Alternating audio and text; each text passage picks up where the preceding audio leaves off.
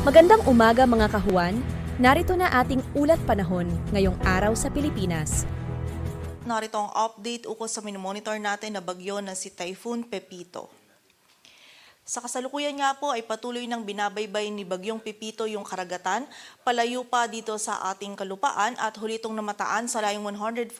kilometers west ng Sinait, Ilocos Sur. Taglay nito'y lakas ng hangin na 130 kilometers per hour malapit sa sentro at bugso ng hangin na umaabot sa 160 kilometers per hour. Ito'y kumikilos pahilagang kanluran sa bilis na 30 kilometers per hour at sa kasalukuyan po may kita nga natin dito sa ating satellite animation na bagamat yung sentro ni Bagyong Pepito ay binabaybay na po yung karagatan, is hagip pa rin ng rain bands nito itong area ng Northern Luzon maging yung ilang areas pa ng Central Luzon. So ngayong araw po yung mga areas na ito is makakaranas pa rin ng mga bugso ng mga malalakas na hangin and also ng mga pag-ulan at moderate to high risk pa rin na storm surge ngayong araw. And nakita po natin throughout this day po habang mas magiging palayo pa si Bagyong Pepito palabas ng ating area of responsibility ay unti-unti na pong aaliwalas yung panahon sa malaking bahagi po ng Luzon at ilang bahagi pa po ng ating bansa.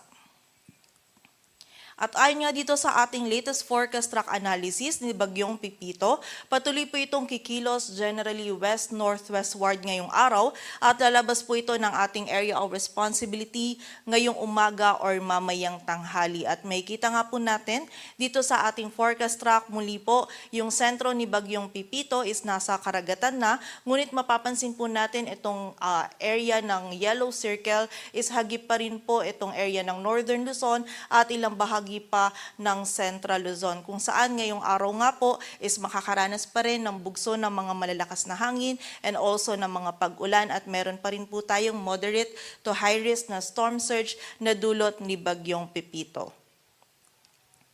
At dahil nga po dito, meron pa rin tayong nakataas na wind signal number 3 sa northern and western portions ng Ilocos Sur, northwestern portion ng La Union, maging sa western portion ng Abra. Samantala, wind signal number 2 naman sa Ilocos Norte, rest of Ilocos Sur, rest of La Union, sa bahagi ng Pangasinan, rest of Abra, western portion ng Mountain Province, Benguet, northern portion ng Zambales, at wind signal number 1 naman po sa Apayao, Kalinga, rest of Mountain Province, Ifugao, western portion ng Cagayan, Nueva Vizcaya, northern and central portions ng Nueva Ecija, Tarlac at central portion ng Zambales. Kung saan yung mga areas na nabanggit po natin, lalong-lalo na yung areas under wind signal number 3, is patuloy pa rin pong makakaranas ng mga malalakas na hangin na dulot ni Bagyong Pepito. And in-expect po natin sa mga susunod na araw and within this day, ito pong mga areas natin under wind signals is unti-unti na pong mababawasan,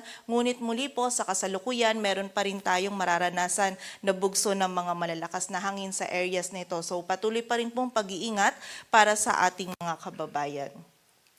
Samantala sa mga pagulan naman po dulot ng outer rain bands ni Bagyong Pepito, ngayong araw meron pa rin tayong mga moderate to heavy na pagulan na mararanasan sa Ilocos Sur, La Union, Pangasinan, Zambales, maging sa bahagi din ng Benguet, Tarlac, Nueva Ecija, Aurora at sa Cagayan, Isabela, maging sa area din po ng Batanes. So patuloy pa rin pong pag-iingat para sa ating mga kababayan sa banta po ng mga pagbaha at pagguho ng lupa, lalong-lalo na po yung mga areas natin na malapit sa mga ilog, sapa and also sa mga bulubunduking lugar kung saan posible po tayo or prone po tayo sa mga flash floods or yung pagragasa po ng tubig and also sa mga landslides.